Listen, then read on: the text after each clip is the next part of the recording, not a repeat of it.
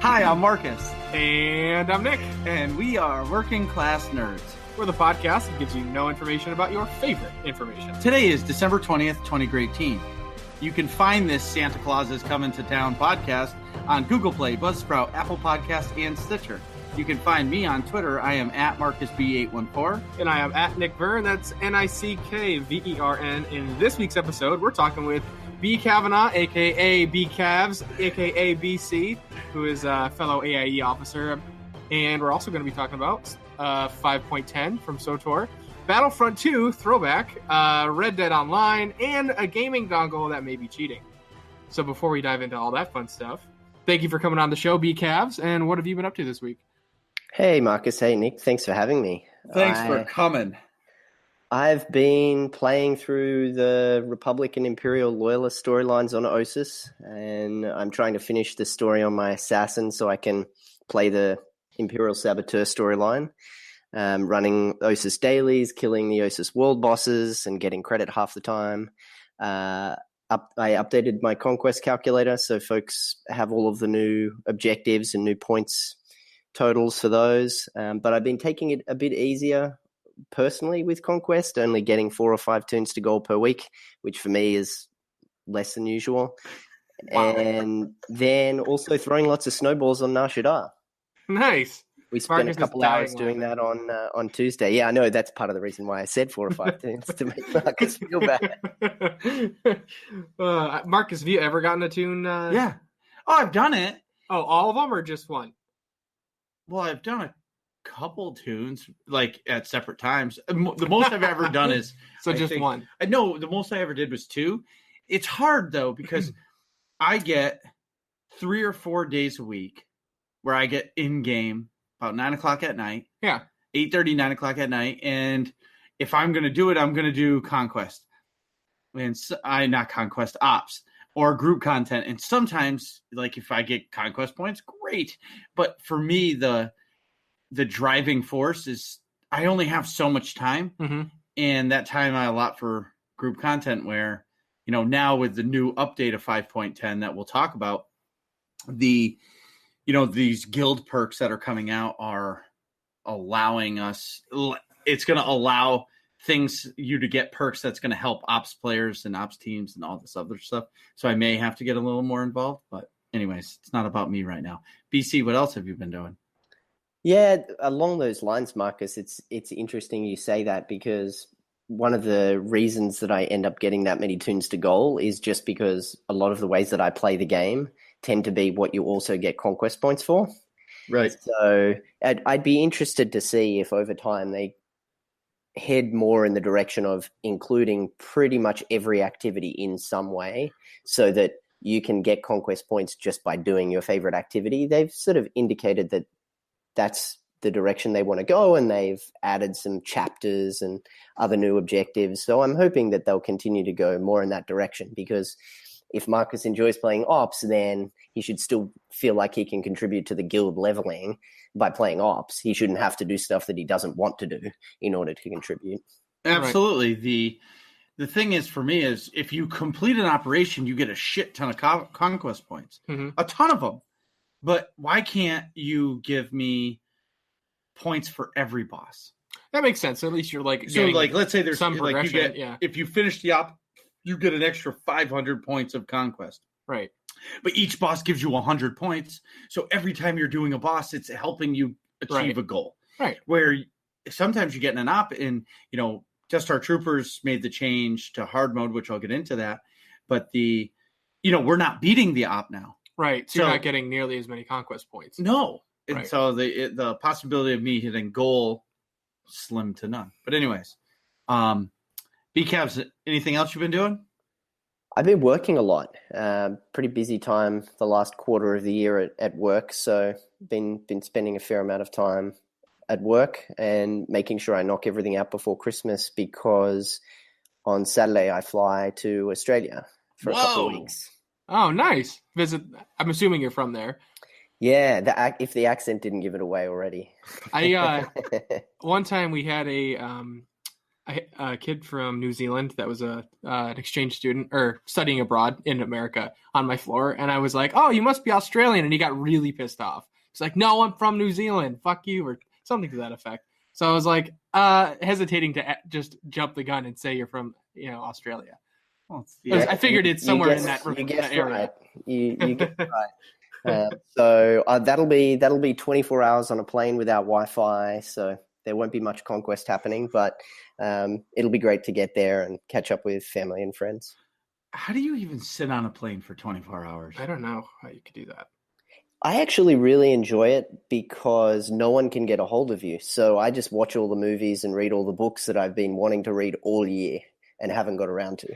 That's fair. You can binge an entire season of a TV show. Or like a podcast. Like, can you imagine listening to 24 hours of a podcast? Can you imagine listening to 24 hours of Working Class Nerds? No. You definitely get sick of us after a little. No, but I'm just saying, like, find one of those podcasts that you can binge on. Oh, like a story one? Yeah. That's true, too. You know what I mean? Sweet. Yeah. Or just rotate between medias. Or Nintendo Switch. Yeah, you can just jam on a game. Oh, no, you'd run out of battery. You can plug it in. Yeah, there's chargers on the plane. Boomba. Yeah, a lot, like super long flights, I'm sure most of them have chargers. At least, like, I hope you're flying capacity. Well, I'm a big dude. Yeah. Can you imagine me flying 24 hours and being stuck next to two other people or something? They'd hate their lives. Yeah. Absolutely. Anyways, so Nick, I haven't seen you in 2 weeks. Yep. I know you're busy. I know the finals are over. Yep. Did you get the Black Arabian horse in Red Dead? Well, okay. Well, first off, yes, I have 2 Black Arabian horses, actually. Thank you very much. But I think you meant to ask about the White Arabian horse, which is the rare one that you have to catch in the wild. And I have that too. Wait. I was reading something on Reddit. So Nick introduced me to the Reddit. Yeah. Okay. And you know he's new when you say the I've been on it but for like, I don't know, like 2 years almost, but I never really used it until recently. Right. And I've actually like learned to love it. So I follow the Red Dead subreddit. Yeah. And you see all the people just complaining about Red Dead Online. Yeah, they're like, I killed my Black Arabian horse, but I can't find another one. I'm like, oh, this thing must be fucking rare. I'll ask Nick. Yeah. No, it is. And actually, I'm only kidding. I only have the one Black Arabian. But I think there are 2 in the game. And I know there's a White Arabian that's hard to catch. But it's funny. It's like the prima donna horse. Like, it's the fastest one in the game and handles the best. But, like, it gets scared at everything. It's like as soon as you start shooting, it's, like, freaking out. And I just get off of it so that it doesn't, like...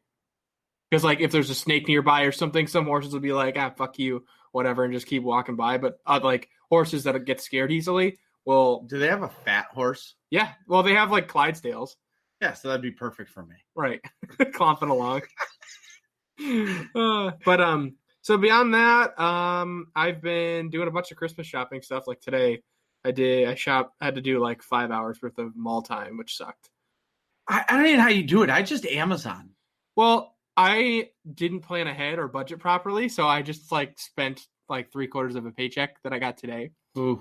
So. But you're done? But I'm done, yeah. 100%. Well, no, I have to buy the 2 Yankee swap gifts, but those I can get anywhere. So I'm going to show you. I know what I'm getting, and I don't want to give it away because Marcus is going to be a part of one of those Yankee swaps, and I don't want him to know which one's mine, but I can get the stuff for that anywhere.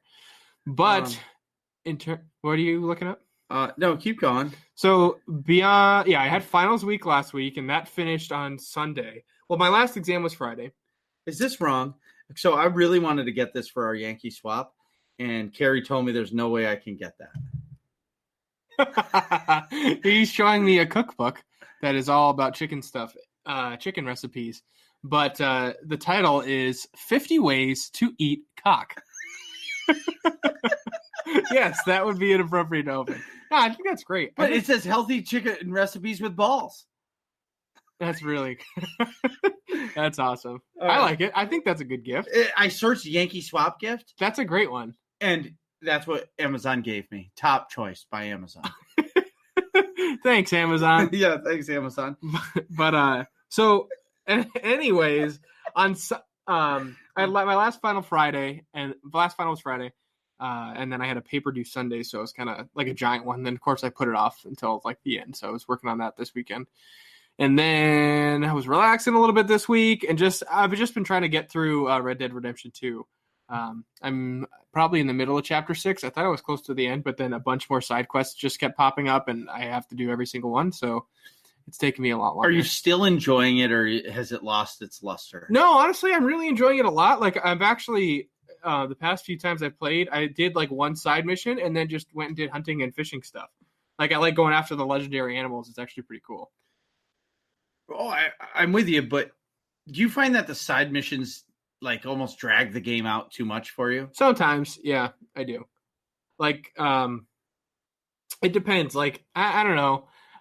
When I have to go like 3/4 of the way across the map to go get it, to start it, then I'm like, because I have to ride the horse or whatever, or even like get on the train to get kind of close and then get off the train and go right over there, which like it's really not a big deal. But that part of it is a little annoying. But then once I'm in the quest, I like it. You know what I mean? If I could just like fast travel to it and just do it, I like the quests. I think they're cool because they're like a lot of the times they're really cool stuff. Like you find some professor that's like learned how to use electricity and make a robot or something, and it's $18.99, which is crazy. Or like, I don't know, you help a lady whose husband died and she can't fend for herself, so you teach her how to hunt. That's pretty cool. And I'm surprised you didn't take her to Pound Town afterwards, but that's where I thought that was going. But it didn't, at least not yet. I have another marker where I can go back and talk to her, so you shall see. Tune in next episode of Working Class Nerds. Anyway, so that's pretty much it for me. I'm just trying to get through Red Dead Redemption 2, and then I'll. Just kidding. I played a little bit of Battlefront 2. That's right, Battlefront 2, the Star Wars game with all the loot boxes. I played the campaign, but we'll dive into that later, a little bit later. So, Marcus, did you lose weight? I must be drinking too much eggnog. What have you been doing this week? That's fantastic because I did not read the show notes, that section of the show notes before right now, and you've just been plugging this as you got fat the whole time. Yeah, so it leads into that. Yeah, well, you're like Ron Burgundy. You read what's on the screen. I do 100%. Yeah, you don't read it. You just look and make sure that I wrote my notes. Right. So first thing I want to say to everybody is spoilers. Yes. Yeah, watch out for spoilers, especially for 5.10. Right? Is there going to be spoilers here? Yeah. Okay, spoilers. Yeah, full spoilers. All the spoilers. BC, did you hear that?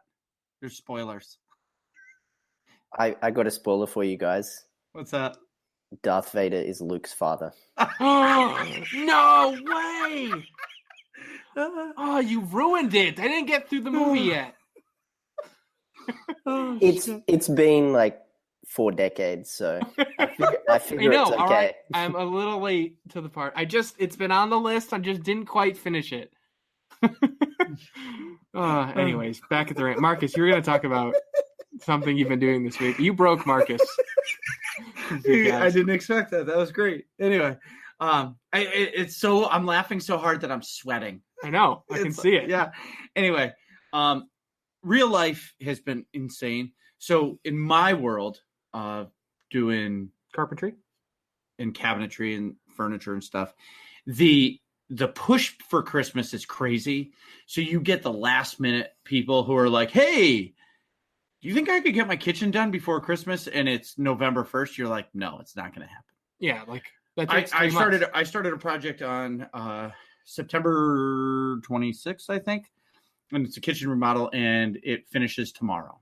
So It was supposed to be done for Christmas, and it will be. And this project went as smooth could be. It took 12 weeks, right, or whatever the start date. And that's a pretty standard issue time frame. It's 12 weeks to do a kitchen, but anyway. So there's that. So I'm super geared into that and like catching up on day-to-day projects, like little stuff. And then a designer that I work for calls me and says, "Hey, a customer of mine really wants a table made. You think you can make me 2 tables?" And this is last week. And have them ready for Christmas. I'm like, what? Like, are you kidding me right now? Yeah. And she's like, yeah, sorry. Here's the color schemes. Good luck. I'll talk to you maybe Friday. So I've been working like crazy. And with the kids, life before, with one kid, life was pretty easy because I could just, come home for dinner and just leave right away. Right. And now with 2 kids, one of them's got to go to bed while the baby's screaming and all this stuff. So I got to take care of them. Yeah, with my wife. It takes 2 people. It's yes. It's a 2-person job. I don't leave to go back to work until like 8:00 at night. Right. And then I'm there until midnight. So I'm just fucking whooped. But I got the tables done, delivered. The people were thrilled. Everybody's happy. And then, as you guys all know, that I did my kitchen. Right. But of course, I didn't finish, like the cabinets or the kitchen itself are done, but I didn't finish some trim and I didn't paint some walls. Yep. So my wife was like, look it, we're having 20 Greeks in the house on Christmas. What up? All of the trim and everything needs to be painted. I'm like, I have 2 tables to make. She's like, I don't care. And she's like, get it You done. want these people here? Get it done. I'm like, all right, perfect. So anyway, it's been insane work in real life. Yeah. Then gaming. And first thing I'm going to say is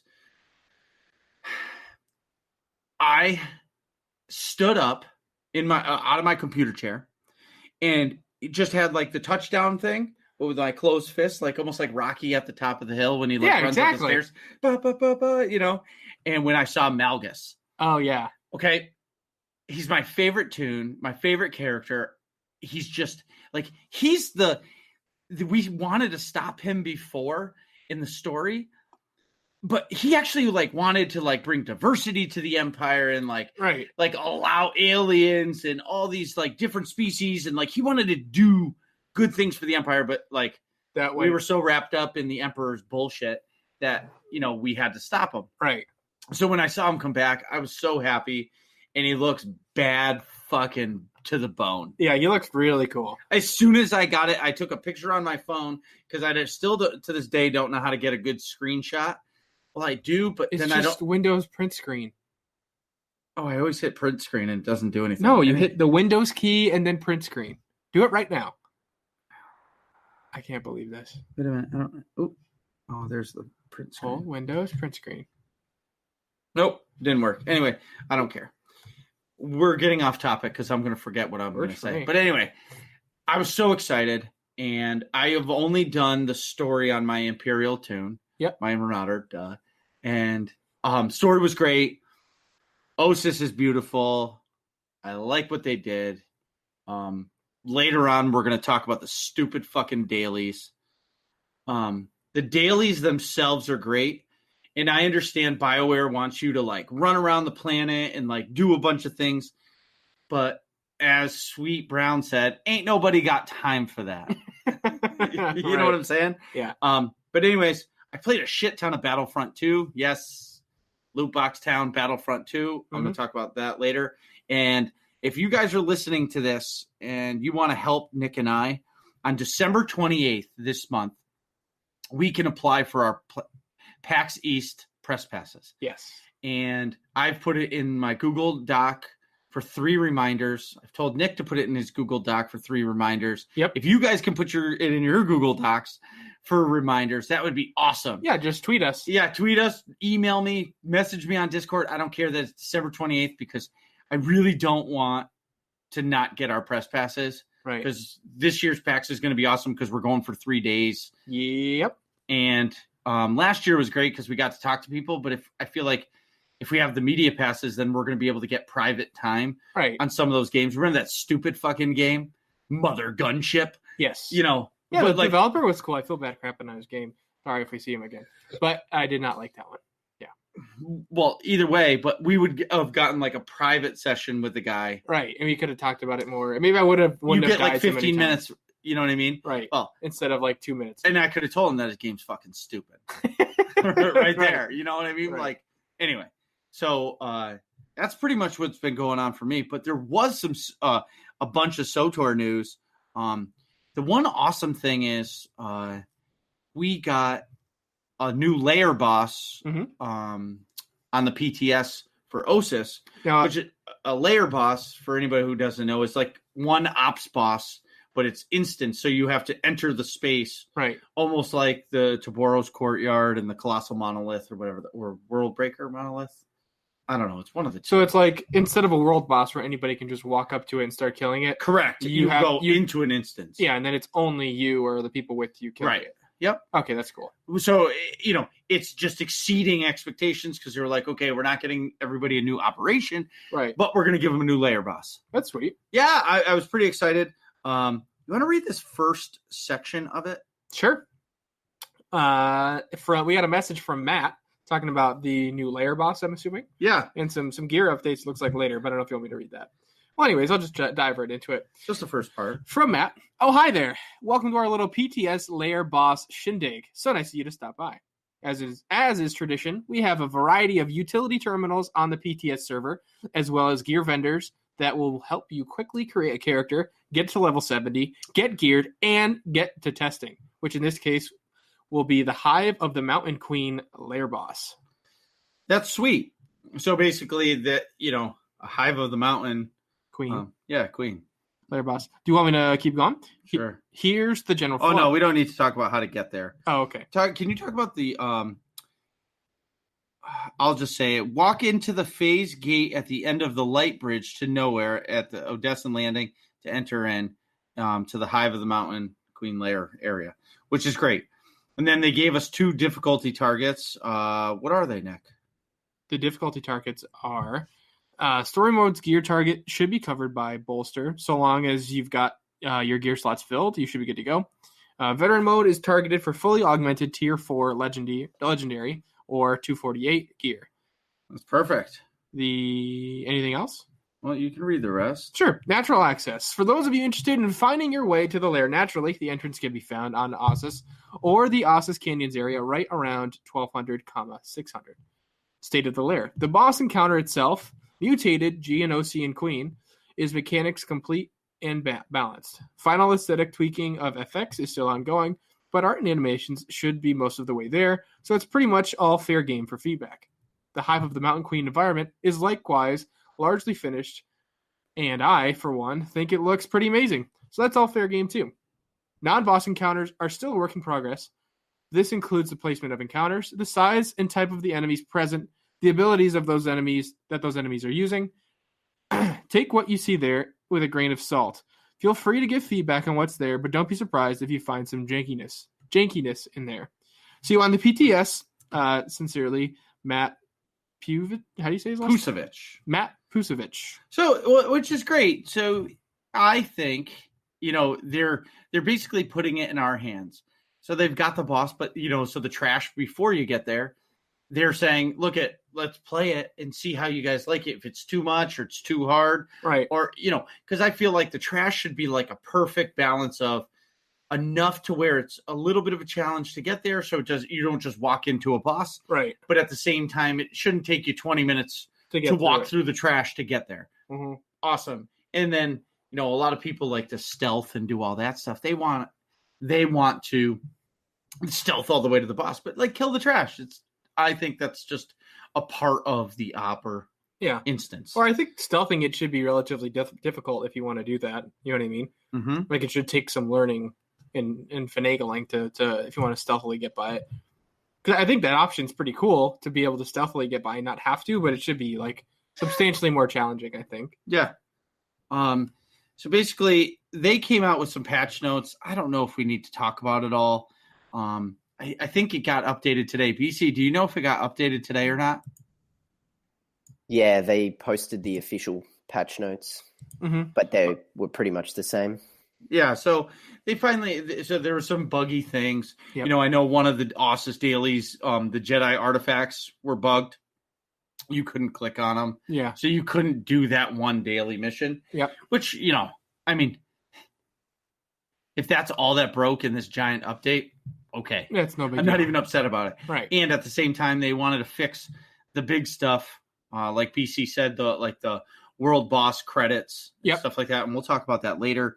They wanted to fix that before the holiday break because everybody knows corporate America's shut down now. Yeah. As of tomorrow, nobody's talking to anybody until January 4th or whatever day, or January 3rd when everybody comes back. Right. And even then, probably until that following week is when the world comes back from this hiatus. Vacation land, yeah. But is there Santa Claus in Australia? Because the North Pole of Australia is pretty far. He wears swimming trunks and rides a surfboard. Awesome. Wow, that's he's like wakeboarding because the reindeer pull him on his surfboard. They turn into magic sharks instead, or dolphins. Mega shark? Mega sharks. The one of the strangest things actually is that a lot of the northern hemisphere's winter Christmas traditions end up in Australia as well, which actually makes no sense because it's like 90 degrees and sunny and everyone's at the beach. So right, because that's your summer, right? I didn't really realize it growing up, but it's actually quite funny that they haven't switched things around so it makes a little more sense. Right. But when I spent my first Christmas in the US, it was really fun and I felt like a little kid because there was snow and I was, this makes so much more sense. Right. All like the Christmas songs and stuff. They're all about the snow and being by the fire and chestnuts roasting and all that fun stuff. But that doesn't really vibe with summer climates. Yeah. So if all this sounds fun to you, which, fuck. How could it not? How could it not? Go to aie-guild.org and get our Discord information and jump into the SWTOR channel and ask for a guild invite. An officer like myself or BC can get you in, but, there's this guy, his name's Dent. He's really good at inviting into the guild. Yeah, all the officers can do it, but Dent is the best at it. So specifically ask for Dent. Otherwise, just hold out. Yeah. Just hold out a little while until Dent can get you in. It's all about the Dent experience. Yeah. He's the Masterson of guild invites. You finally did it. You finally recognized it. That's so great. It only took 20 fucking episodes, but you got it. Remembered on my own to say that? Yes. So we would love to have you. If you listen to us, this is how we are all the time. I think I'm a little more energetic than everybody else. I would say that's accurate. Yeah, absolutely. Yeah. But we're all like me and we all like to have fun and we want you to come play with us because it's fun. Yeah. Anyway, Nick, you want to take a break? Absolutely. I got to pee. All right. We'll be right back.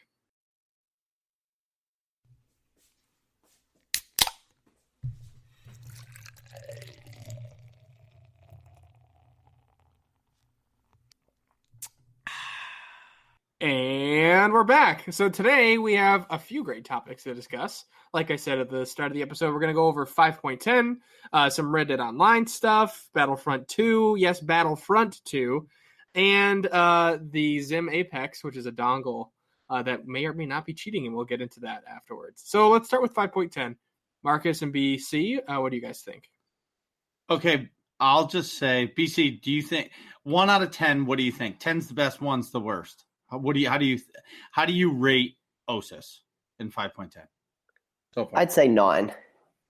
The reason that I don't say 10 is just some of the bugs, which I think the patch today will hopefully clear up. But I really enjoyed it. It's the most fun that I've had since maybe Shadow of Revan and some of the earlier expansions. Wow. That's really high praise. Yeah, that's really, really high praise. I would say I'm going to give it an 8.2. Okay. And the reason why the 0.2 is because I enjoyed the story, but the dailies are fucking terrible. They're boring. Well, it's not that. So in the rest of the game, you go to a place, you click one terminal, and you click daily, weekly. You click that. Right. OSIS, you go to this board, and you click all dailies. Right. So I did that, and I'm like, I'm going to do 10 dailies, and I'm going to get my credit. No, there's fucking 2 droids in the back that show the repeatable sign. Yeah. That you have to click in order to get the weekly. So I did all these fucking dailies, didn't get a weekly. Oh, and I'm like, this is the stupidest fucking thing in the world. Like, I understand. Just put it all in one spot. You want to stretch out the content. You want to make people enjoy all of the content. Just put it in one fucking place. It's dailies. Right. And I know that's such a small part. Right. But it's stupid. Then the second part is you can't even share it. So if me and BC want to do them together and we're out in the middle of the planet and I don't have the daily that he has, right? He can't even share it with me. Oh, right. Yeah, you and I have shared dailies before. Correct. On other planets. Yes. Yeah. Tatooine. Right. We did the dailies on Tatooine. I shared them to you as we went, and then we clicked the button and went to it. Right. And I understand again. They want you to experience the planet, and they're trying to extend the life of it, but make it fucking easier for us to enjoy it. Right. Everything should be on one board. Then, if you want to make it even more intense, then once you shuttle to these areas like speeder points, yep, they have more droids there to get more dailies. Yeah, that would be cool. so I can see it, but no, just give us everything in one place. Concise location. Yes. Yeah. And then if you simplification want is the best way to do it. I get you. Yeah, I get how that would be easier. The not being able to share missions, though, is a known bug, which they said that they're working to fix. Oh, so there's a bug. You should definitely be able to share the missions. Really? Yeah. They're on the dev tracker. They acknowledged that was a bug. You should be able to share the missions. Huh. Okay. Well, now you'll adjust your score accordingly. Right. So I was thinking simplification because I was thinking Tyrans. Thinking about Tyrans, the Dread Palace boss, where every time he does simplification, the floor disappears underneath you. Anyway, it's rant. It's way over my head. Yeah, rant. Anyway, but to the dailies. I had fun. The planet is beautiful. Mm-hmm. It looks great. One thing I do like about the planet is when you go to the other dailies, I'll do my Marauder leap in. Yeah. Before I even hit them, they're already dead. Like some of the regular enemies, I actually start to do my rotation before they die. Oh, that's cool. Which to me is like, okay, they're actually hard. No, there's you got to work for it. Like they're not going to fucking kill you. Right. But at least it's not one hit dead. Right. And some people are complaining about that, but people complain about everything. Yeah, you got to up the enemies a little bit. But the biggest gripe I have is put the weekly on the board. Right. Because it's an extra 12 seconds that you don't need to do, and it's not going to make me enjoy it anymore. Right. Keep it simple. What do they say? Keep it simple, stupid? Mm-hmm. Yeah. The KISS principle. Yep. Anyway. So the ops boss that is to come, is there any rumors or anything you'd like to talk about? I haven't seen it. There's a new SWTOR website. Have you heard of The Expanse, BC? I have, and I've read the books. Oh. Well, no, not the TV show. Oh. It's a new SWTOR website. Oh, by designer Lucy? Yes. Yeah, it's a fantastic resource. There's some great stuff up on that site. Well, she posted something on YouTube that was her in the layer boss. And she kind of ran through and kind of stealthed around to see so you could see it. I only saw a small part of it. It's pretty cool. I think she's doing a cool job with the whole website. My only criticism is I think it's the wrong name. Just because The Expanse is such a big TV show, and like you said, book and all that stuff. It kind of you go to YouTube and type in Expanse, it's nowhere found around because that's a TV show and all the podcasts about it or whatever take over that. So I think she's kind of battling against a wall there, in my opinion. Mm-hmm. Banging her head against the wall? Yes. Yeah. So I don't really know much about it. Mm-hmm. I like that OSIS has Geonosians. Yeah. Geonosians, whatever. Geonosians, whatever. Again, because I thought in episode 2, they were a cool enemy. Right. Flying around, dirty bugs, and, they had cool weapons that shot like smoke rings. Yeah, that was cool. Yeah. Whatever. But I like the prequels. Oh, boy. You just know, you like stirring the pot. No, I really like Phantom Menace, yeah, the pod racing was dumb. Yeah. But the lightsaber battles were awesome. Darth Maul. That's true. That fight is one of my favorites in the whole series. One of the second best Sith in all of Star Wars. I know. I wish there was more in the movies. Number one best Sith is Darth Malgus. That's true. I like Malgus. I like Revan, cool. Whatever, Knights of the Old Republic, cool. Darth Malak, cool. They don't. I like compare. Darth Bane's pretty cool too. Darth Bane is the man, but Malgus is legit. Yeah. You must have liked the Ossus story then, Marcus. I fucking loved it. So like I said in my weekly update, that I did the Imperial side. What did you say, Loyalist? Yeah, I sided with I like the Empire. So you sided with Malgus? Yep. I was on the Empire side. I think Darth Melora, she was the craziest lady alive, dude. When she came out, she just looked, when they have like crazy eyes? Oh, yeah. They're just slightly you see too crazy wide. eyes and you just turn around and walk the other way. Well, usually I see them at work with the psych patients, and I have to make sure they don't try to escape. But yes, I'm very familiar with the crazy eyes look. That's for sure. So she came out. She was crazy. And then all of a sudden you have to retrieve this like pod. Yeah. It almost looks like an escape pod. And like they were opening, they're like, we don't know what's in it. And I'm drum rolling to myself like air drums. Like, please be Malgus. Please be Malgus. Please be Malgus. Because I don't believe in reading data mining or anything. I like surprises. Yeah. I fucking love surprises. I do too. Especially good stuff like that. Yeah. Like, I don't care what you get me for Christmas. I like the surprise. Right. The anticipation of opening the present and opening it up. Like, even if it's a giant dildo. Like, yeah. I'm still going to be excited until I see it. Right. And I'll just be like, ah. But what I'm trying to say is Malgus popped out and I jumped up in the chair. I was like, yeah. You know what I mean? I went crazy. Right. Because he's my favorite fucking character. Yeah. And he's back. You're right. And he's back in attack. And a good friend of mine, I'm not going to call him out because I won't do it, but he knows who I'm talking about. He called me the next day after it was released. He's like, did you play it? It's like, yeah. He's like, what did you think? I was like, I'm fucking great. Well, it was okay. And I was like, what did you just say to me? And he's like, Marcus, take Malgus out. What did you think? I think it was fucking great. What is wrong with you? And he's like, they're just rehashing another Revan story. Revan was dead, and now we brought him back, and we're going to bring him back again. Blah, blah, blah. Blah, blah, blah. He was dead, and we killed Malgus, and now he's back. I was like, yeah, but in Star Wars fashion, if you fall down a cylinder, or like a ventilation shaft, you're not dead. Right. Luke fell down one, survived by his fingertip and using the Force with Leia. And, the Emperor? No, Darth Maul.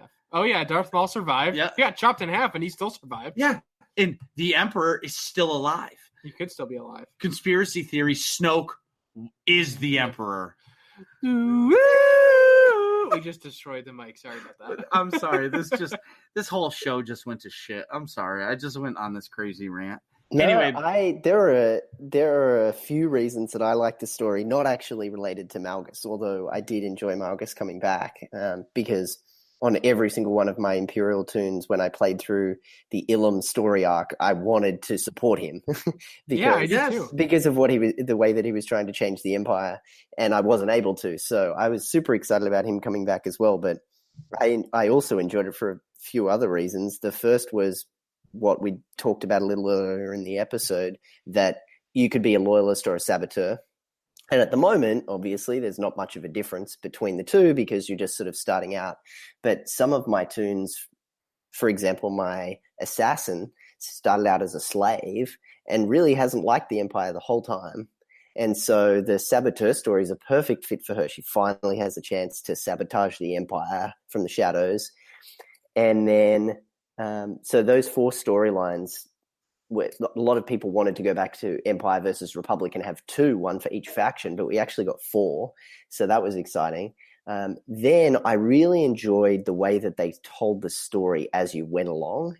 So one of the things that I really disliked about the Knights of the expansions was you would play for 5 minutes and kill 10 things or find 5 things or whatever. And then there would be a 5-minute movie or a 10-minute movie, and you'd sit there and you would occasionally make a dialogue choice. And they were really great movies, and it was an interesting story, but it just didn't feel like you had much agency, and it was broken up a lot.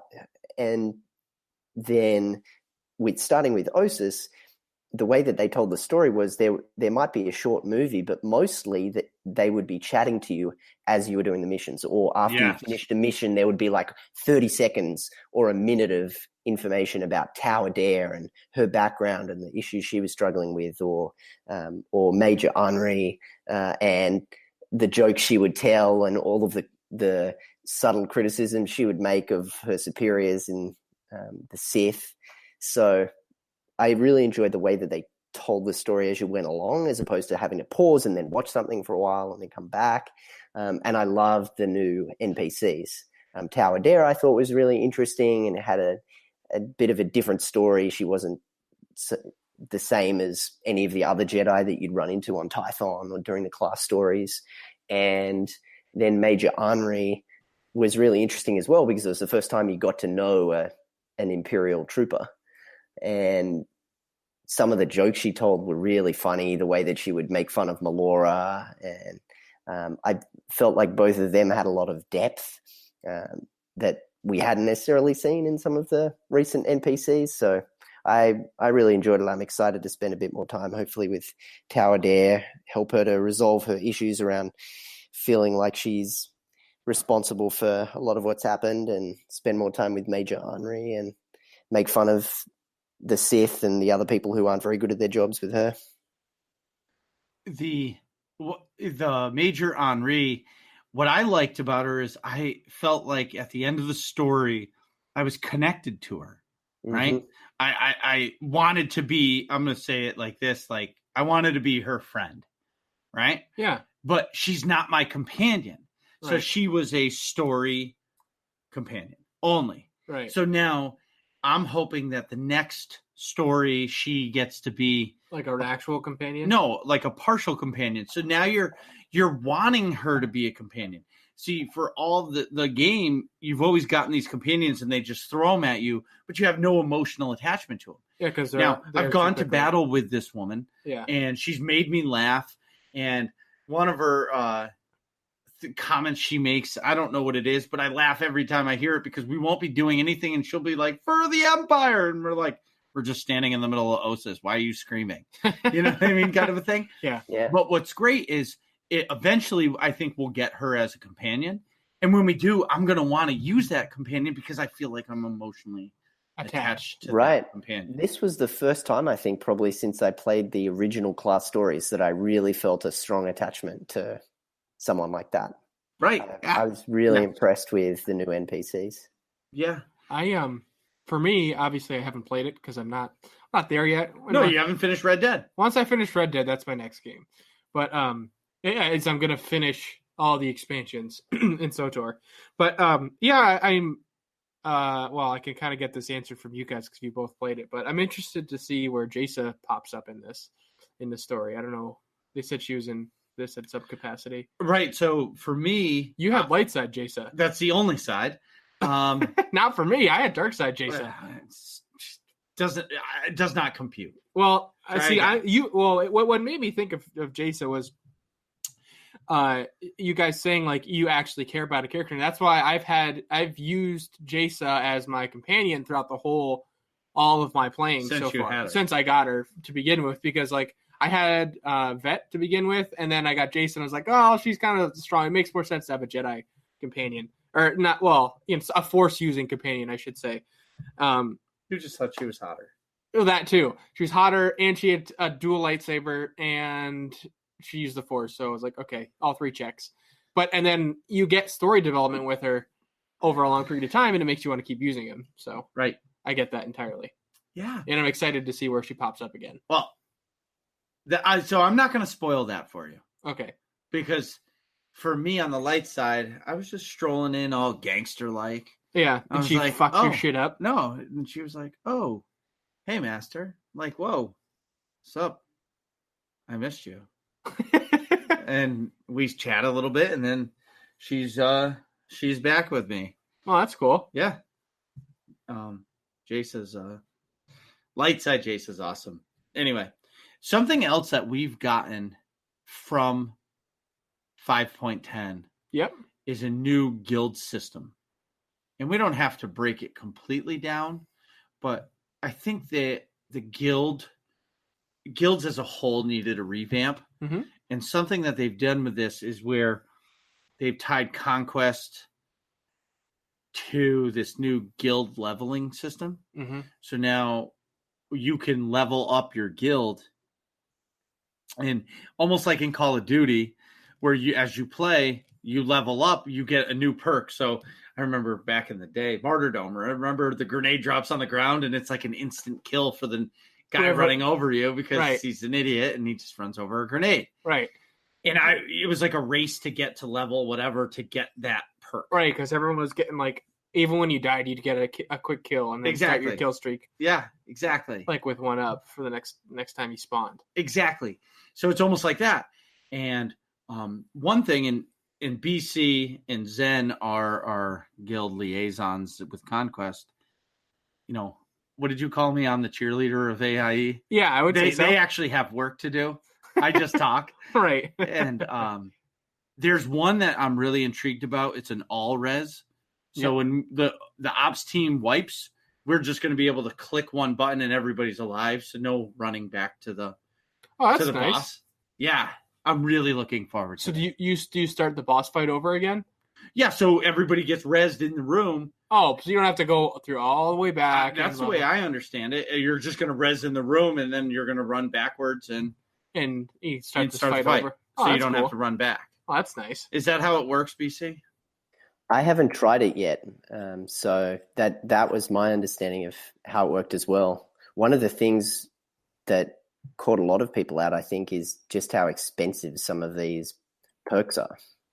It's going to take a lot of credits and a lot of time to be able to unlock them and then keep them running. So it might actually be a good credit sink for the game. Use up some of those credits that are just sitting in everyone's guild banks.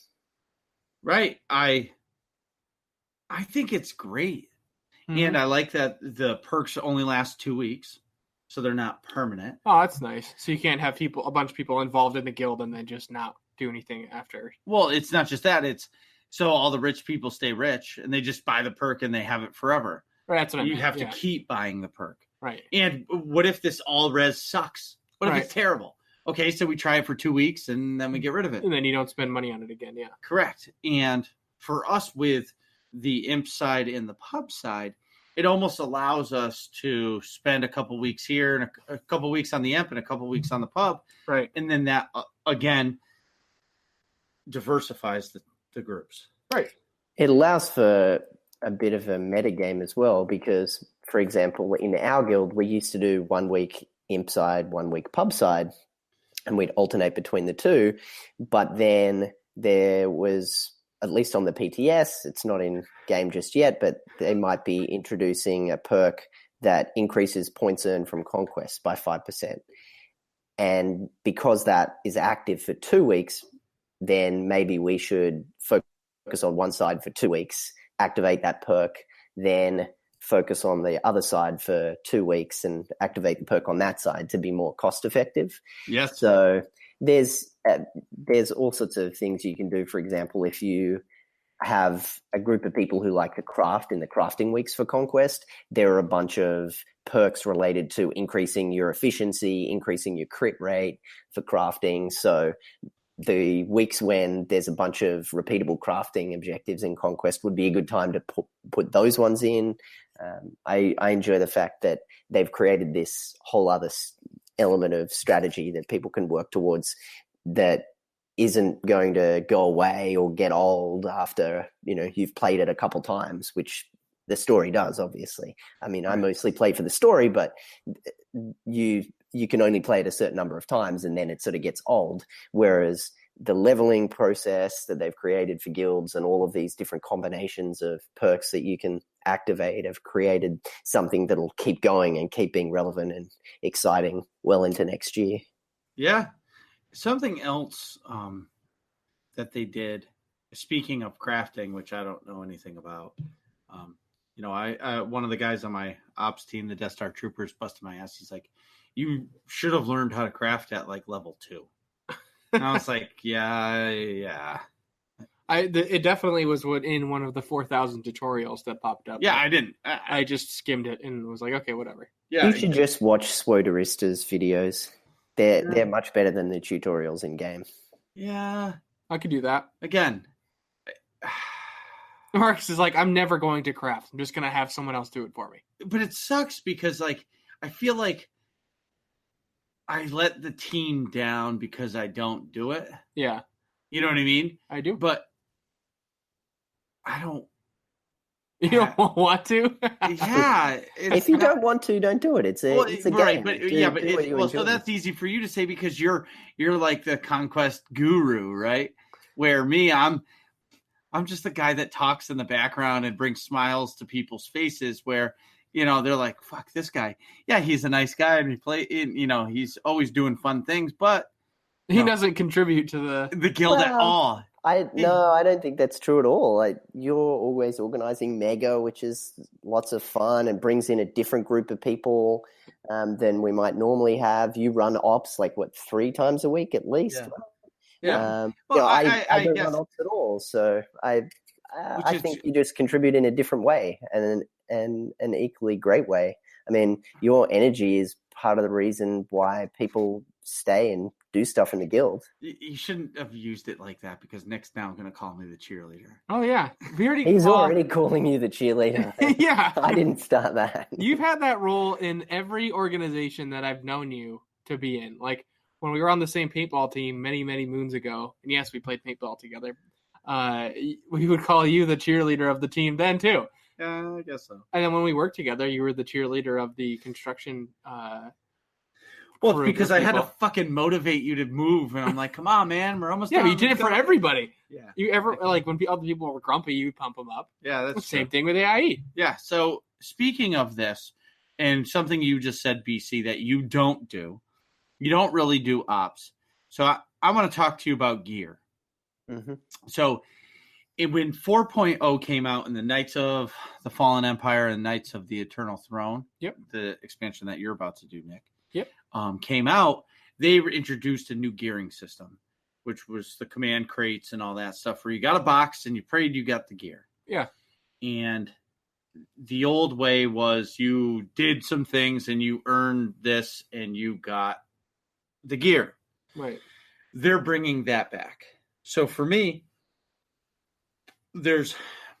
I'm kind of torn on it because I understand a gear grind, and I know why they did it, because they needed this expansion to last for months to come, right? They needed people to grind and enjoy it and keep people happy for months, because obviously nothing is coming out for months. Right, yeah, because they put a bunch of time into this. Correct. Yeah. So we used to get it RNG through these command crates, which I liked that way of dropping gear because it allowed people like BC to earn the best gear in the game. Yeah, without having to play parts of the game that they don't want to do. Correct. Yeah. Right?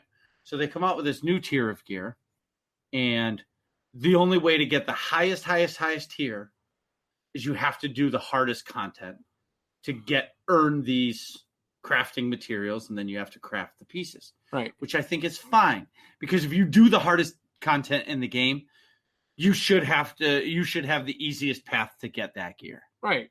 Or at least most direct. Correct. Yeah. I believe that. And the point that you just made about most direct, Nick, I think is how I feel about it. My general philosophy is with gearing that everyone should be able to get the best gear, but people who do the most challenging content should be able to get it faster. Because there's got to be a reward for doing the most challenging content, right? One of the things that I like about the way that they've structured the new tiers of gear with the Jedi Under Siege expansion is that if you're running Nightmare Mode, Gods from the Machine, which is much harder than any other content in the game, or you're running ranked and playing a lot of ranked PvP, then it's going to be much quicker for you to get the gear than it is if you're just like me and you do the dailies multiple times a week and you kill the world bosses and you do some conquest, which it should be. Right. But I can still get the gear. I mean, I already have 3 pieces of 252 gear on my pub side main and 3 on my imp side main because there's a one-time mission that I did last week on both of them that gives you a main hand or an offhand. And then there's also... Wait, where the hell did you get that? It's called Flesh and Steel. It's a one-time mission. If you kill both the world bosses on Osis. I saw it, and I didn't click it because the world bosses were bugged. I got credit for them 50% of the time. I feel pretty fortunate because one guy I was running with a couple nights ago said he'd done it 5 times on Tuesday night and only got credit the 5th time. So 50% was a pretty good ratio. 50% of the time it works all the time. But so there's that one-time mission, and then the weekly for completing 10 dailies gives you a choice of 3 different lock boxes. Yeah. As well. So I've already got 3 252 pieces on these tunes, and it'll take me probably 4 months, and then I'll save up from buying with unassembled components. I'll buy 1 Masterwork data crystal a week, and then killing the world bosses gives me another one. If the limited time mission is a PvE thing like flashpoints, then I'll probably get a third a week, and I'll use those Masterwork data crystals to upgrade the 252s to 258. So it'll probably take me 3 or 4 months to gear out those 2 tunes, but I'm fine with that. I don't actually need the top level gear, so I'm not in a particular rush to get it. But I do like the fact that I can, because I'm not the best player in the game. I'm probably average, and so it's nice to have better gear, because then playing is easier. So the fact that if you're playing the most challenging content, you can get the gear the quickest, I think is a great way to design it, because at the same time, there are other avenues for people to get the gear. It takes a bit longer if you just want to do the easier content, but you still can get it. So I think overall it's a pretty good system, and it's sort of where the Galactic Command system ended up, right? At the start, it was definitely terrible. a lot more RNG in it, but over time it got much better, so that it was at a point where you could run ops and get gear, or you could run PvP and get gear, and you could also rely on the RNG of the command crates. In the end, I geared up to full 248s and 240 augments and everything, partially through the Galactic Command crates and partially through unassembled components that you get by disintegrating stuff. So, and now I'm using those unassembled components that I got by disintegrating stuff to buy Masterwork data crystals to upgrade this new set of gear. So I like the fact that there's a range of different ways to get the gear, including crafting. I mean, I have some ridiculous, hundreds of millions worth of credits that I don't have any particular use for. So maybe I'll buy some expensive components at some point that people have actually got through running Nightmare Mode Gods from the machine and upgrade stuff, but probably won't bother. Okay. Because I don't need it. I need you to do me a favor once you're in game. Okay. Mm-hmm. Go to your mailbox. Mm-hmm. Okay. You type compose or send. The tune name is Mark-USB. And then, I know the one. yeah. Or Julia B will accept as well. Okay. You can type in where send credits. There's a button where you can type numbers in. Feel free to send me hundreds of millions of credits, because I would love that. So, and then click send. Don't forget the send button. Checks in the mail. Just like what all the YouTubers say. Don't forget to like and subscribe. Don't forget the send button. Yeah. Getting off topic, you really need to talk about reviewing us on.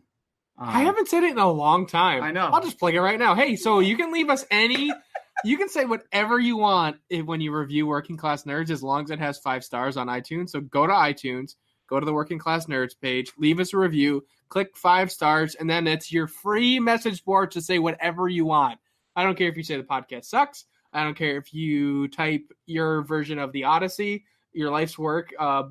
You can just hit ASDFGHJKL, a semicolon, if you want, 400 times. But as long as it's 5 stars, we don't care. Please go do that early and often. Thank you. Okay, next up is Red Dead Online. I wanted to mention this because we talk about MMOs so much. Yep. With SWTOR and other games and RPGs. So Red Dead Online is a lot like the Grand Theft Auto Online. Yep. Where you go into the Red Dead map, mm-hmm. and everybody in the map is is a person. Yep. And it's open PvP, I think. Yeah. No. Did somebody say something? No, I think you have to allow somebody to hit you. I think so. Like if they shoot you or want to shoot you, you have to click accept or something, because then you duel or something. Yeah, I don't know. Sorry for smashing my computer. Anyway, so I've been watching a couple videos on this. Yep. It actually looks pretty cool. Yeah, a lot of people have been via the subreddit. I saw a lot of people get together for fight clubs. So I think there must be some way people can shoot you when you don't want them to, because there's a lot of people complaining about griefers, which I didn't realize what that term meant. But a griefer is somebody that just not indiscriminately goes around killing like players. So people were getting together via the Red Dead Redemption subreddit and just having like fist fight clubs, and then they would meet in like a building or like on a rooftop, and then people would stand guard with guns and like kill people who were trying to, crash the party and be jerks about it. Oh, that's funny. So there must be some kind of like, unwanted PvP component, but it sounds pretty cool. But I guess there's some major issues with the economy for it. Big time. Yeah, that I guess they're trying to iron out. Like I know they just gave people a bunch of gold. There's like gold bars, which are the cartel coins, basically. Yep. Yeah, you got to pay real money to get those, and then there's the dollars that are in-game currency, like credits for SWTOR. But I guess I forgot the actual numbers, but they were working on, it's supposed to be just a beta, so they're still ironing out the details of the economy, but it was, when it first launched, it was absolutely pay to win. Like it would take forever to do anything. You got like almost no money for doing like real missions, like robbing a place or something like that. And then you'd get like the most money you could get was like hunting, like getting a perfect pelt, like getting rare fish, or skinning like a deer and having a perfect pelt, which is tricky to do that. And then you get like $10 or something, which is like a decent amount in the game. But or you could just buy gold coins. So it was really pay to win. I think they're working on balancing it, but it's they're working out the tweaks of making Red Dead more of an MMO style game, which that's really fun. I haven't gotten time. Like I want to, like I said before, I want to finish the story of Red Dead before I move on to online or move on to back into SWTOR. But so I don't know exactly, but I'm active on the subreddit, and Al has played Red Dead Online, friend of the podcast. Al, he was on last episode, and Dent has checked it out as well, and they were saying that the economy needs major tweaks. I understand a lot of the pay to win stuff. I mean, I don't think you should pay for power, but I understand. So a game like Red Dead, you go to the store and you pay $60 for it. Yeah. They give you however many hours of a story to play, but they don't get any more money. Right. That's it. You pay it once. Right. And why do video games still cost $60? Yeah, I'm surprised they don't cost more. Right. So they've been $60 since the Xbox 360. Right. Because when they went from PlayStation 2 and the original Xbox to the 360, it went from $50 to $60. Right. Why don't games cost $70 now? Yeah, that doesn't make any sense. And a rumor I heard, and I don't know this, it said there was legislation back in when Bill Clinton was the president that like made it like video games can't cost more than $60. Oh. I don't know if that's true. I need to go to like the Google and find that out. Right. And I'm not going to do that right now, but I heard that. I don't know. BC, do you know why games cost $60 and they don't cost more? I don't. I'd be surprised if there's legislation fixing the price of video games. That doesn't sound right. But it could also be technological advancement. So, for example, with personal computers, what had been happening was everyone over time wanted more and more powerful computers, and then they reached a point somewhat recently that people, not everyone, but people started not necessarily wanting fancier and fancier PCs anymore, but they wanted the same thing that they had before, but cheaper, because everything became so advanced that you didn't need something that was even more powerful really to do most of what you wanted. And so things started getting cheaper for the same kind of product. So part of it could be something similar happening with video games where they're getting more efficient at making something, and so they haven't needed to raise the price. It could also be just more competition. Maybe. Because there's a lot of new market entrants. There's more indie games. They're also finding it really hard to charge a large amount of upfront for a game because there's so many free-to-play options and so many subscriber-based games where the barrier to entry is so much lower. And so it's really hard. I mean, your game could be the best game ever, but if it costs $60 or $70, then it's really hard to get people in. If they can just go, well, I'd rather play this game that's free, and then if I like it, I could pay some money for it. Or, I'm going to pay this game where I just have to put down $15. and then I get everything that's ever been created for the whole 7 years of Star Wars: The Old Republic. Right. Like I'm gonna pay the $15 for that, or I'm gonna play it free to play, see if I like it, and then maybe pay $15. And right. And the $60 or $70 game, maybe sometime, or maybe I'll go to a friend's house and who does have it and see if I like it there. So it's probably a bit of all of those things.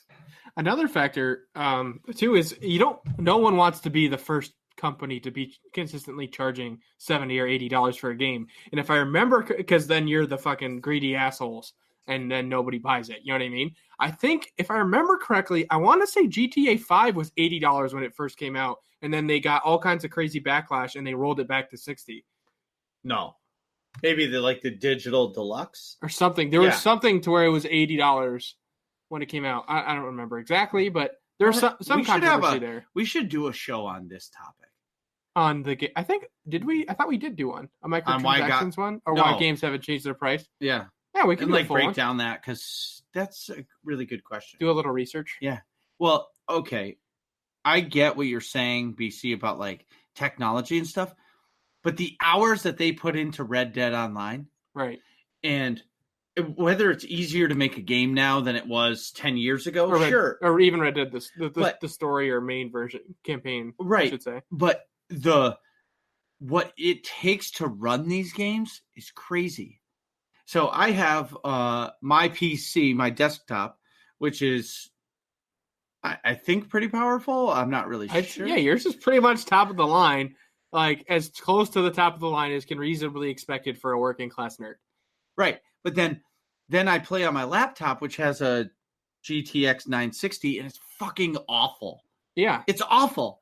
I play games on medium settings. It still runs like shit. I'm like, why would anybody do that? Right. Like, no. You can't play any current games. I can't play. I tried to play Battlefront on my laptop, and it played like shit. Yeah, of course. And so that's where I can understand buying an Xbox or a PlayStation because they're optimized for those systems. Right. But I understand where Red Dead has to make loot boxes. Right. Because that's the way to prolong the game. Oh, yeah, or make it pay to win a little bit, yeah.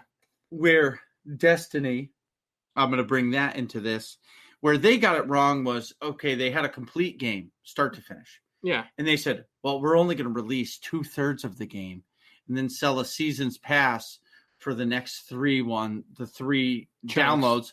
But then that's going to complete the original game story. Right. And then the next year we'll come out with a big expansion. So before the game even releases, the full game isn't even released. Right. But they're charging you 60, 30, 30, 30. So they're breaking up their money to come out. And I understand that. And I personally love subscription-based games. Yeah, I think that's a great way to do it. But I don't like monthly subscription-based games. I think if you, Nick, wanted to play, okay, you finished Red Dead, you want to jump back into SWTOR, why can't you pay like $6 for a week pass or a 2-week pass? Yeah. Come into the game, play it for a week. Oh, wow, this is great. I'm going to sub for the whole month. Yeah. And then you pay the difference for that month. And then the next month, or maybe you stay sub for a couple months and then shut it off. But then when you come back, because you want to do OSIS, you pay the week thing and you did everything you wanted to do and then you're done. Right. And then move on to the next game. Right. I personally like that. And I think those should be options versus forcing you, like BC said, to spend $60 on a game. Right. Yeah. That you're taking a chance on. Yeah. I'm eager to try Red Dead Online. I'm going to try it. I'll only play it once. Yeah. But I'm eager to see what it's like. I was just looking at the game case over there, and I said, maybe I'll put it in there and update it and just see what it's like. Right. Next up is Battlefront 2. So let me give a little backstory as to how this came about. Well, it started with you, Marcus, but I don't know what you did, but all of a sudden you're like, hey, I played Battlefront 2. And you were like, what? I was like, do you mean Battlefield 5? You're like, no, Battlefront 2. Like the Star Wars game? Yeah. Like on your PS4, because Marcus bought the Battlefront 2 edition of his PS4 Pro. And he's like, no, I've never even opened that. I bought it on Steam because on Origin. Sorry, on Origin. because I know my computer can crush it and have like mega super ultra settings. Yeah. I Right. loved the first of the new Battlefronts. Yeah. The DICE, I'm just going to say this. DICE games are beautiful. Yeah, they're always beautiful. They are beautiful. And man, when you're running through Tatooine around Jabba's sail barge and you're a stormtrooper and the sun is reflecting off your armor, and like if you turn the right way, it like blinds you. Right.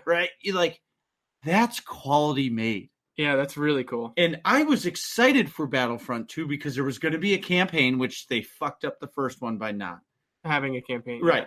Yeah. And because I'm a Star Wars guy. And then they came out with this new one. And then they had to fuck it up with the loot boxes. Yep. Entirely. So I think we did an episode on it. We did. Yeah, because we were pissed. Yeah. And now the story was, as I saw it, and they just released an update where you can be Obi-Wan or General Grievous. Yep. And there's like, you can go to the Geonosian Coliseum and you fight there. And I'm like, awesome. Yeah. I'm like, that seems kind of cool. I kind of want to check this out. Yeah. So then on last week, Origin was having their holiday sale and it was 30% off everything. Well, the game was already discounted to $17.88. Yep. So it was like what, $12, $13 for you? Yeah, it was $12 or $13. So I was like, it's $12. Yeah, just take, like we said before, that's a low barrier to entry. So you said, fuck it, I'll try it. And I paid $13. I'm never going to buy another thing for it. Right. Ever. Right. And I got in the game. It's great. Yeah, you're playing the campaign, right? Yep. And I haven't played any multiplayer yet, which I'm a huge first-person shooter fan. Yep. And those are my go-to second games. Yeah. And I think this is the one. It's like SWTOR and then a first-person shooter. And who doesn't want to have two Star Wars games? Yeah. And I got to play as Kylo Ren at one point. I did the arcade mode. Oh, that's cool. It was pretty sweet, man. Were you just fucking people up? Yeah. Like fucking people from the Rebellion or whatever? But I'm telling you, putting that game on Ultra. Yeah. Wow. Did you use a mouse and keyboard? Yeah. Oh, okay. Yeah. Of course. Yeah, my nephew plays a lot of PvP in Battlefront 2. He lives in England, but he plays against people in America and tells me all about it because he's 8 years old. So he really enjoys playing it. And it's a really good game. IP, right? He watches the movies and then he can play as Kylo Ren or any of these. Or Rey or Luke or Han or Leia. I mean, but it's a good game. And I'm eager to jump into the multiplayer. Like, I know I'm a year behind, so everybody is going to be max level, and here I am, level 1. Right. They're going to be like, oh, look at this noob. He's using a BB gun. Right. And we're using our blasters. Like, this guy's going to die. But what I'm trying to say is, for all the loot box hype, if you haven't bought it because of the loot boxes. Like you and I didn't. Yeah, no, we didn't because I was completely against it. Right. But for $13 and change. Yeah, now it's probably fairly safe to hop in if you want to give it a shot now. You got it for free. Yeah, I lucked out. So Marcus is a PC snob, obviously. And he got a free copy of Battlefront 2 with my PS4. With his PS4 Pro. So Marcus was like, oh, hey, I played Battlefront 2. I was like, oh, well, cool, on your PS4. He's like, no, on PC. I'm like, don't you have a copy? And he's like, yeah. Oh, yeah, I forgot about that. And I thought it was a digital download. And no, it was a disc. So he just gave it to me. And I got a free copy of Battlefront 2. So, of course, I played some of the campaign, too. Yeah. And it's fun. It's beautiful. It's a fun shooter. It's cool to be a trooper in Inferno Squad. Yeah. Which is pretty badass. I didn't read the books, but I got to go back and read them. One of them. The second one. And it's good. I listened to it. Anyway, last point.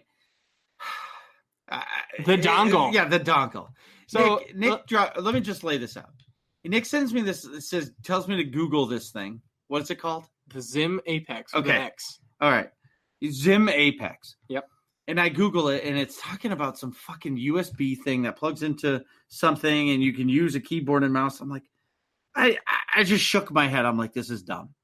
So then I finally talked to him. Yeah. And he tells me. It's I was at, there's a bit of a backstory. I was at work at a hospital, and it's not often that nurses have downtime. obviously. I mean, I work in an emergency room, so usually it's fucking crazy 24/7.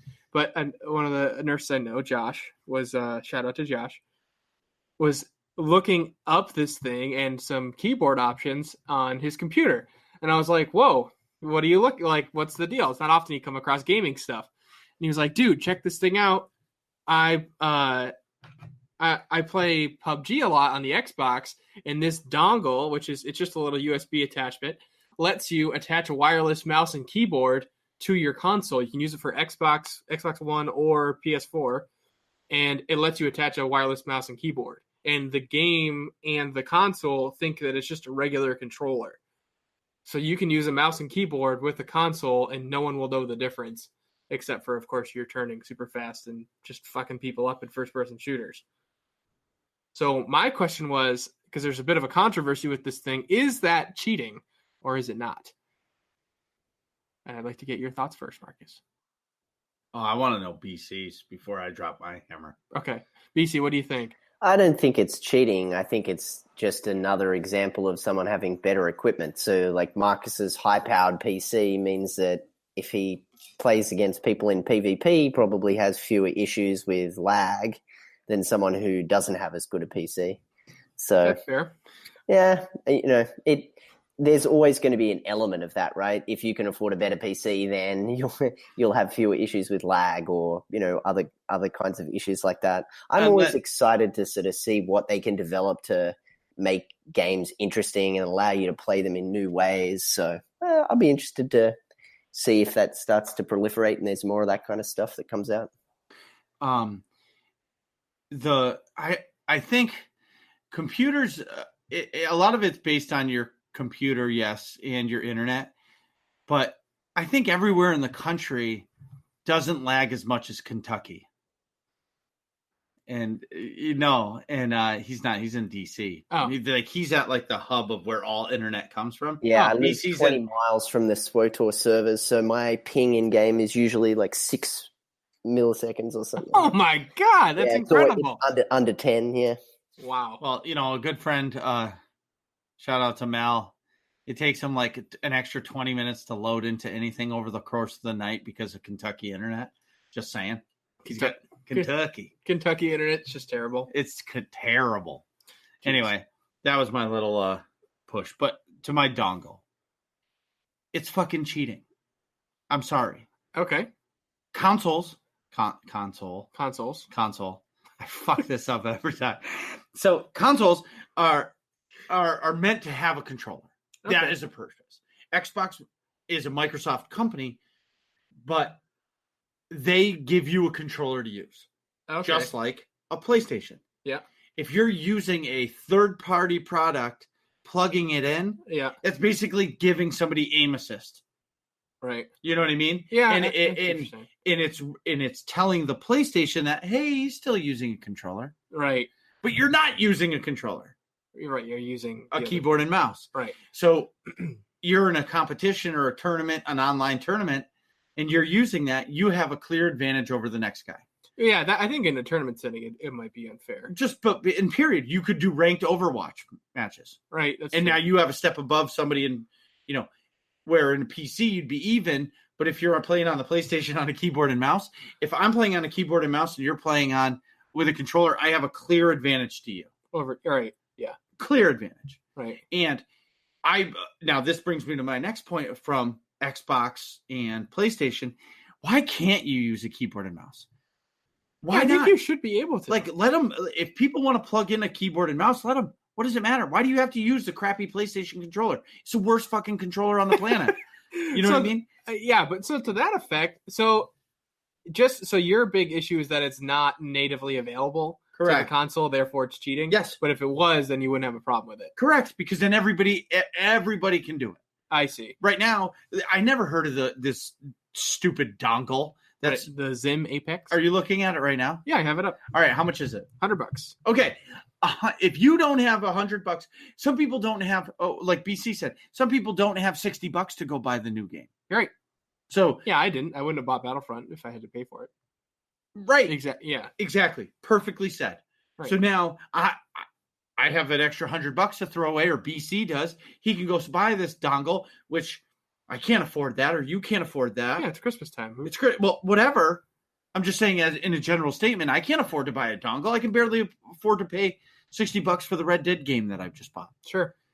But you want me to? So now, it's a clear disadvantage for me, Right? and that's why I think it's cheating. I get you. But if it's like a pay barrier type of thing. Exactly. That's what you're so saying. Now, if PlayStation says, "Hey, we realize our controller sucks. We want everybody to be able to use a keyboard and mouse." Right. Now, if you don't choose to use a keyboard and mouse, that's your own choice. Right. But it's supported already. Yeah. You know what I mean? Yeah. And it's like some games, I prefer a controller. Right. A lot of games do. Like even some characters for Overwatch are better on a controller. Right. There's no advantage for a mouse and keyboard, I should say. Well, Mass Effect. The Mass Effect series, I loved a controller. Right. Loved a controller. People are like, is this guy for real? I didn't like playing it with a keyboard and mouse. Yeah. I didn't. I like a lot of third-person stuff I prefer a controller for. Right. But Call of Duty, keyboard and mouse for the win. Yeah. Always. And I haven't played Call of Duty in a long time. Either way. It's cheating. I see.